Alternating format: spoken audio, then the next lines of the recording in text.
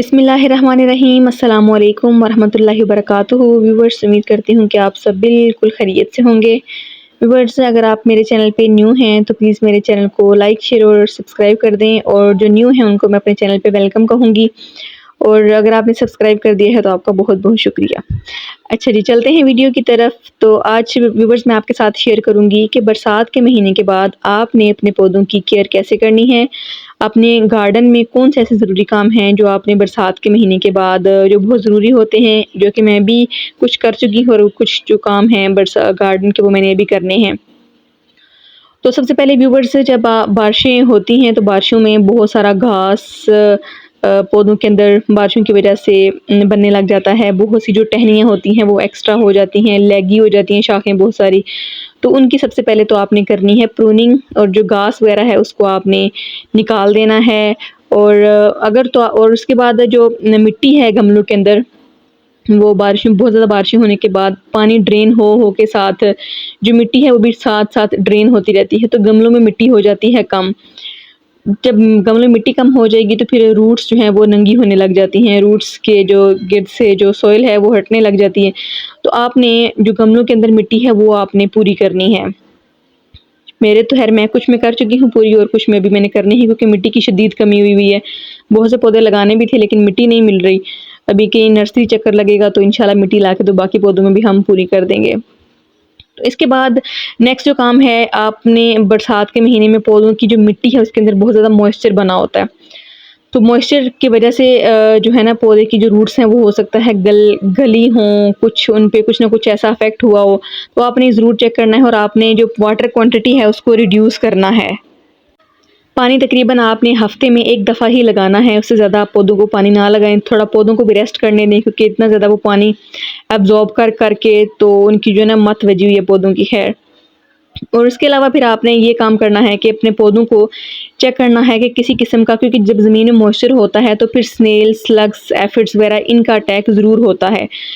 और इस वजह से फिर आपने पानी की जो वो है ना क्वांटिटी उसको कम करना है, ताकि आपको पता है कि जो स्नेल्स और स्लग्स होते हैं वो जब पानी में मॉइस्चर होता है, जब मिट्टी बहुत ज़्यादा गीली रहती है तो फिर वो मिट्टी में पैदा होते हैं।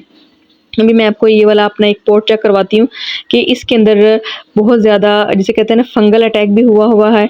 काई वगैरह जमी हुई है, और ये सिर्फ़ इसी वजह से है कि बारिशें बहुत ज़्यादा और पानी के खड़ा रहने की वजह से इसके अंदर जो है ना वो काई वगैरह जमी हुई है। अब मैंने इसका जो पानी-शानी है वो स्टॉप कर दिया हुआ है, और वैसे भी ये है पोर्टुला का। अब इसका जो मौसम है वो ऑलमोस्ट ख़त्म हो रहा है। अब नेक्स्ट सर्दियाँ आ रही हैं, तो सर्दी में अब मौसमी जो फूल हैं वो आना शुरू हो जाएँगे, जो पिटूनिया की फ़ैमिली के होते हैं वो आएँगे। अब इंशाल्लाह वो लगाएँगे। नेक्स्ट स्टेप आता है कि बारिशें होने की वजह से जो पानी है वो साथ-साथ पौधे की जो सॉइल के अंदर न्यूट्रिएंट्स होते हैं उनको भी बहा के ले जाता है। तो आपने अपने पौधों में खाद आप ज़रूर ऐड करनी है। अब मौसम गुज़र चुका है गर्मियों का, हल्का सा मौसम, जिस तरह से वेदर कंडीशंस चेंज होती हैं तो पौधे भी वेदर कंडीशन, जिस तरह हम इंसान अफेक्ट होते हैं बिल्कुल सेम हमारे पौधे भी वेदर कंडीशन की वजह से चेंज होने से अफेक्ट होते हैं। इसलिए इनको जिस तरह हमें दवाइयों वगैरह की ज़रूरत होती है, मेडिसिन की ज़रूरत होती है, इस तरह हमारे पौधों को भी खाद की ज़रूरत होती है। और अब जो नेक्स्ट सीज़न आ रहा है वो गोबर की खाद। गोबर की खाद आपने अपने पौधों में ऐड करनी है, और वो गोबर की खाद आपने ऐड करनी है जो कि 5 से 6 माह पुरानी हो। आपने न्यू गोबर अपने पौधों में कभी भी नहीं डालना, वो बहुत हार्मफुल होता है। जो न्यू गोबर होता है उसके अंदर कीड़ा पैदा हो जाता है जो अपने आपके पौधे को ख़त्म कर देगा, और उसके अंदर हार्मफुल गैसेज़ होती हैं जिसकी वजह से आपका पौधा तबाह बर्बाद हो जाएगा। इसलिए जब भी आप गोबर की खाद ऐड करें तो वो बहुत पुरानी हो, जिसके अंदर स्मेल ना हो, वो वाली आपने अपने पौधों को अब हल्की-हल्की सी गोबर की खाद आपने पौधों को देनी है। इसके बाद अब नेक्स्ट जो सीज़न है, अक्टूबर से नवंबर तक आपने सर्दियों की सब्जियां लगाने का मौसम आ रहा है। तो अपनी ज़मीन को, अपने पौधों को, अपने गमलों की जो ज़मीन है, सॉरी मिट्टी है, उसको आपने प्रिपेयर कैसे कैसे करना है कि आपने हल्का-हल्का सा डीएपी खाद का छिड़काव करना है, ताकि आपकी जो सॉइल है वो फर्टाइल हो जाए, और जब आप सर्दियों के बीज लगाएँगे तो वो जो है ना ज़मीन जब फर्टाइल होगी तो वो फिर जल्दी सीड से जर्मिनेशन स्टार्ट करवाती है, या सीड्स जो है ना वो जल्दी जर्मिनेशन स्टार्ट कर देता है। इसके अलावा व्यूअर्स मैं आपको कटिंग्स की अपडेट भी दूंगी। कुछ मैंने कटिंग्स लगाई हुई थी बरसात के महीने में। बरसात के महीने में मैंने बेशुमार पौधे इकट्ठे किए हैं। एक ये है ड्रेसिना का पौधा, इसको मैंने कटिंग से ग्रो किया था। एक ये वाला है, ये भी ड्रेसिना है, इसको मैंने कटिंग से ग्रो किया था। और ये वाला यूका प्लांट है, इसको भी मैंने कटिंग से ग्रो किया, ये आप देख सकते हैं। ये कटिंग से ग्रो हुआ पौधा है। और अगर आपने अभी भी आपके पास टाइम है अक्टूबर तक ना, अक्टूबर 15 अक्टूबर तक आपके पास, या और 10-15 दिन है आपके पास, आपने अगर कटिंग्स लगानी है, अपने पौधों को मल्टीप्लाई करना है तो आप कर सकते हैं, अभी भी आपके पास टाइम है। और अल्हम्दुलिल्लाह हमने तो बरसात के मौसम को अच्छे से यूटिलाइज़ किया था और उसमें हमने बेशुमार कटिंग्स लगाई हैं।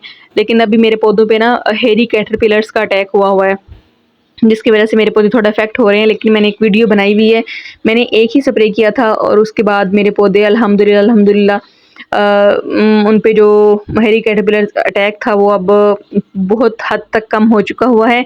और उसका मैंने आप वीडियो बनाई हुई है कि आप कौन सा स्प्रे है, किसी भी किस्म का फंगल अटैक हो और इंसेक्ट्स का अटैक होता है, उसके लिए एक बेस्ट स्प्रे होता है लैम्डा साइलोथेरिन। आप वो यूज़ करें। किसी भी किस्म का अटैक आपके पौधों पे है तो वो उसका इंसेक्ट्स का तो वो 24 घंटे के अंदर अंदर ख़त्म हो जाते हैं और आप टेंशन फ्री हो जाते हैं। तो व्यूअर्स ये थी मेरी सितंबर की गार्डन अपडेट। उम्मीद करती हूँ कि आपको आज की वीडियो अच्छी लगी होगी। तो प्लीज़ अगर आपको आज की वीडियो अच्छी लगे तो मेरे चैनल को लाइक शेयर और सब्सक्राइब कर दें। मिलेंगे नेक्स्ट वीडियो में, तब तक के लिए अल्लाह हाफिज़। अपना ढेर सारा ख्याल रखिएगा और दुआओं में याद रखिएगा।